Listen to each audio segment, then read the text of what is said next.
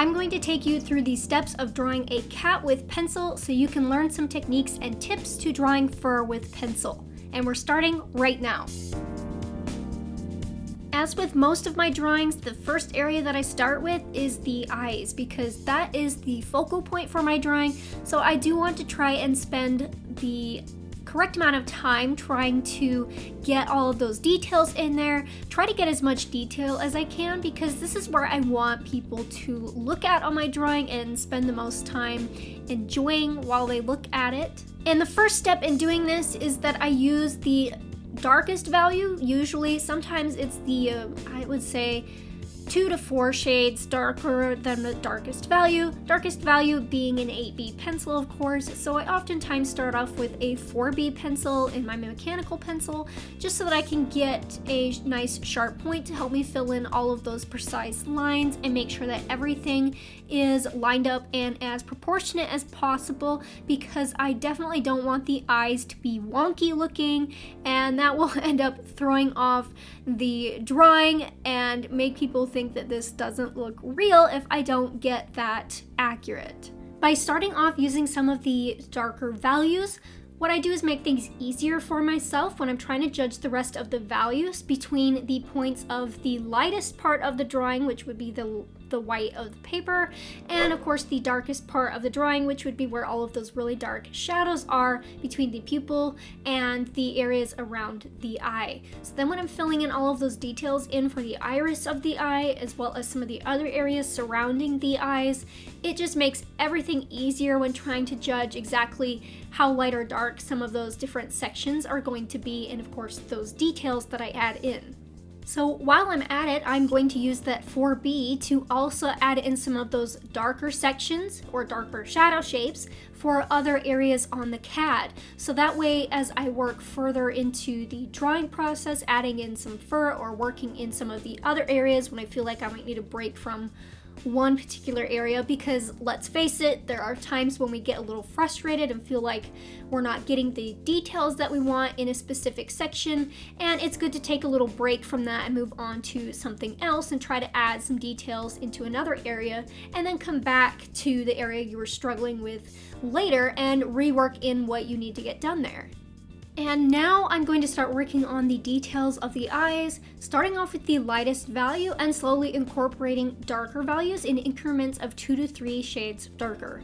It is important that you don't press very hard when you are filling in the details, because you don't want to end up burnishing the pencil to the paper, which will make it difficult for you to add any darker layers over the top later, especially if you are working on a smoother paper type where you're more limited with the number of layers you can add before the paper won't take any more anyways. I'm now going to take my darkest value pencil and start adding this over the top of those sections that I kind of blocked in earlier using a 4B. I'm going to use my 8B now, which is the darkest value I have in my set, and go over the top to darken everything out. And of course, as well, it's important that I'm not pressing very hard while doing this, because I don't want to end up burnishing the pencil to the paper, which will end up making it more shiny and reflective, and doesn't actually help it look the darkest it could if you're pressing and putting a lot of pressure while doing that. It really only takes just the slight amount of pressure. If you need to add more, just keep going over it a couple of times with just adding that light pressure. It will slowly start to add more and build up that layer without doing that burnishing effect where you end up causing it to be really shiny.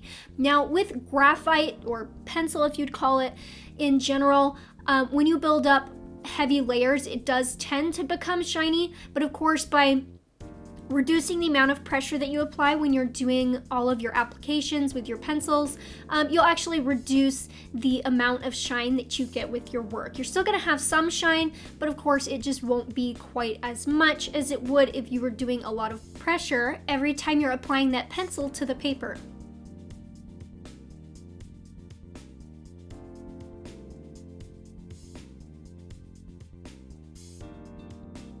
Lightest value pencil, which is a 2H, and start working in some of the lighter first stroke layers around the eyes.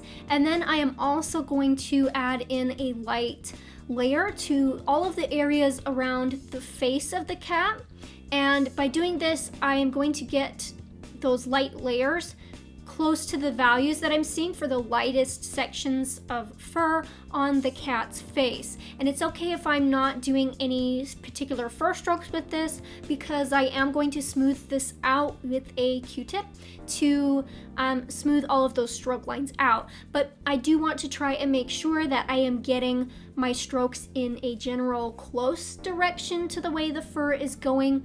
And I also want to hold my pencil more horizontal to the paper so that I am reducing the chances of getting unwanted lines with those strokes on my paper. Because with using a Q-tip to kind of blur or soften out areas, you can only do so much. You can't always blur or soften every line that you put down, so it's important that you try to be gentle and not create a lot of harsh pencil strokes when you're applying your strokes to the paper, to just cover a general area.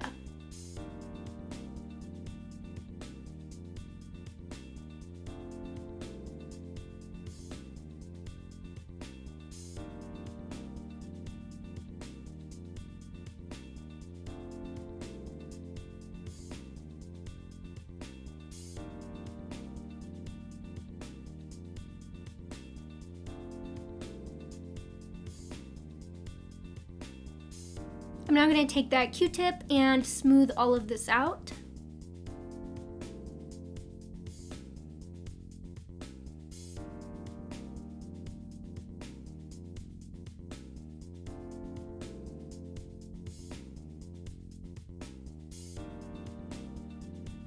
Now I'm going to take a 4B, which is a really dark value compared to what I was just using, and I'm going to start working in some of those darker first stroke layers to kind of block out certain clumpy shadow sections for the cat, to help myself with the fur drying process and trying to figure out where everything else is going to go between all of the little structures that I create using this 4B.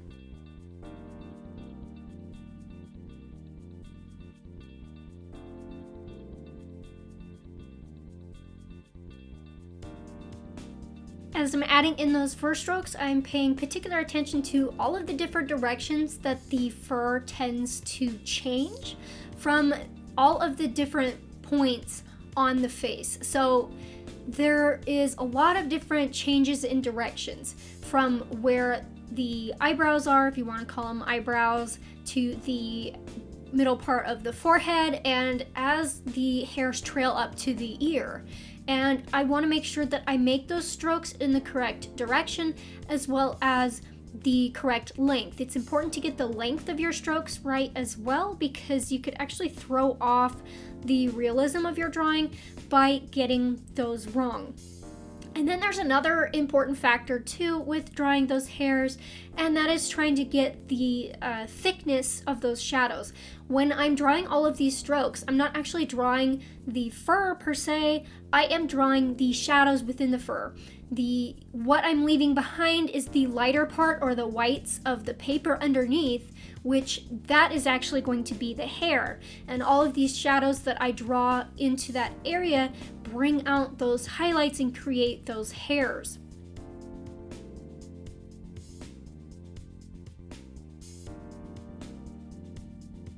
So oftentimes I'll go over one area, do a, like I would say, wave of strokes is what I prefer to call it.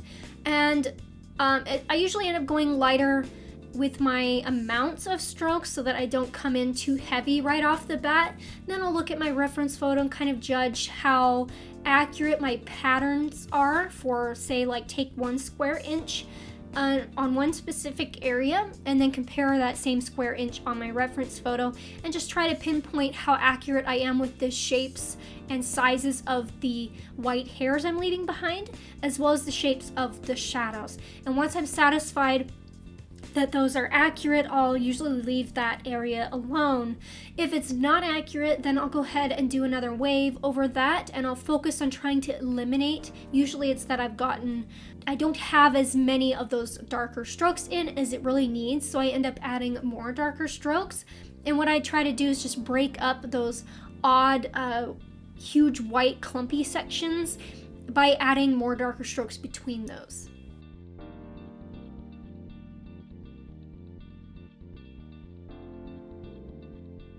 now I'm going to work on the lower section of the cat. I'm going to start off by using the 2H pencil again, start working in some of those lighter strokes, make sure I get those in there. And then usually with my fur building process, I work my way up in the, or I could say down if you want to go to darker values, work my way down on the value scale. So then I'll take like sometimes a 2B and start working in some darker shadow strokes with a 2B, and then use a 4B to add some even darker strokes. So the 4B would be, of course, 2 shades darker than the 2B, and this way I make sure I give my fur plenty of depth by having a different variety of different fur stroke shades within it.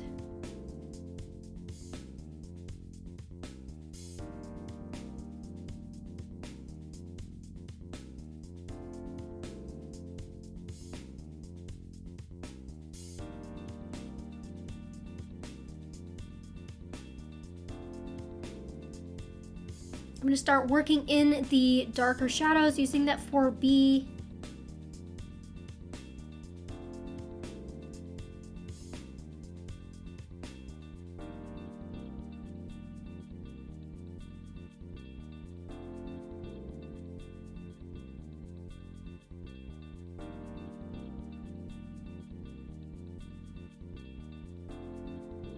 So now what I'm going to do is I'm going to take my 2H pencil and I'm going to go back over some of those areas I previously did of those fur strokes and just kind of judge the values of those highlights in those sections and add in that 2B to darken out some of those highlights so that they're not quite as contrasting, because part of realism with fur is making sure that you have your values accurate, and the highlight values and shadow values tend to change a lot across different areas of the subject that you're drawing. Now I'm going to start blocking in the edge of the cat's face, separating it off between that more darker fuzzy background, which part of it is just the back of the cat, and then there's one corner of it is like a darker, just straight black portion.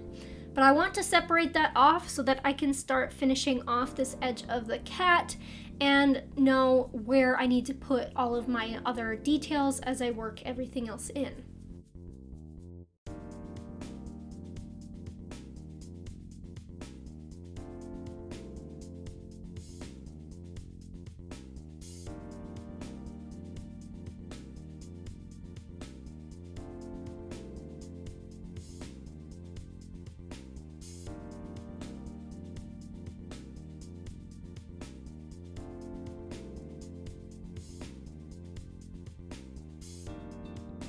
So for this background or the darker portion of the cat, instead of using maybe a mid-grade darker value there, I just decided to go with my darkest value, the 8B, so that way I can make sure I'm just using my about 3 or 4 layers, or maybe 2 in some places, all with just this darker value so that I can get more of that darker value in, instead of using like a 4B to begin with and then trying to add the 8B over the top of it, because I want to make sure I'm giving it the better opportunity to be completely dark.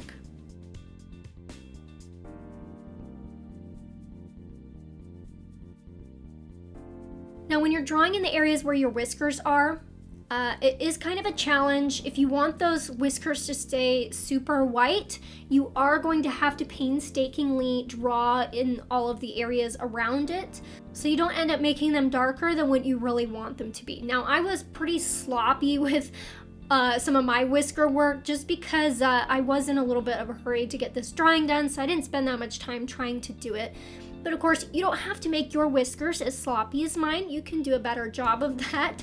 Just be more precise and careful. Take your time trying to shape those whiskers, trying to make sure that those lines are as smooth and not jagged looking as possible. That's really the key to realistic looking whiskers, is just having that smooth transition in the lines. So using a sharp pencil is going to be your best bet in trying to maintain the smooth details as you go along. And of course, taking your time doing that. Try not to rush yourself, because it does take time to kind of evaluate how well you've got those shaped out so that you can make any necessary adjustments. So the biggest takeaway when it comes to drawing realistic fur is really making sure you have those values right. You can have less details and things will still look realistic if those values are very accurate. It is also important to make sure that you are drawing your stroke layers for your fur right as well, so you can get the right look with your fur. And you can learn all about the techniques to drawing fur strokes in the top right video, where I take you step by step through the process. Additionally, you can learn even more about drawing and fur from my real-time tutorial videos on Patreon. Sign up and get instant access to a growing library with new ones added each month. A link is in the description as well as on the screen here. Thanks so much for watching. See you in the next video.